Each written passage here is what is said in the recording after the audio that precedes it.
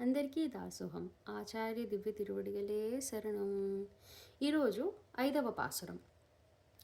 మాయనై మన్నువడ మధుரை మైందనై தூய பேரு நீர் யமுனை துறைவனை ஆயர்குலத்தினில் தோன்றும் மணிவிளக்கை தாயை குடல் விளக்கம் சேயத தாமோதரனை தூயோமாய் வந்து நாம் தூமலர் தோவித்தொழுது வாயினால் பாடி மனத்தினால் சிந்திக்கா போய பிழையும் புகுதருவா நின்றனவும் తీయినాల్ తూసాగుం సెప్పేలోరెంబావాయ్.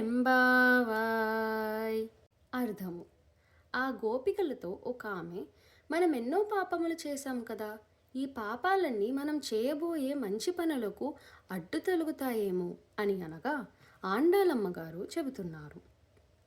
మనం పూర్వం చేసిన పాపములు, ఇక ముందు చేయబోయే పాపములు, ఇవన్నీ కూడా మనం ఆ శ్రీమన్నారాయణమూర్తి కళ్యాణ గుణములను మనసులో ధ్యానించినంత మాత్రాన్నే అగ్గిలో పడిన దూది వలె భస్మమైపోతాయి.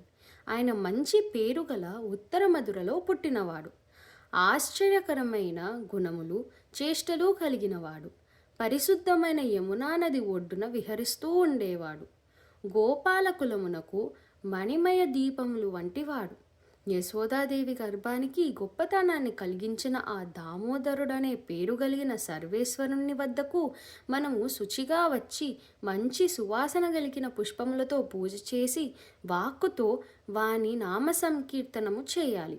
అలా చేస్తే మన పాపములన్నీ నశించిపోతాయి. గోదా రంగనాథ స్వామి దివ్య తిరువడిగలే శరణం.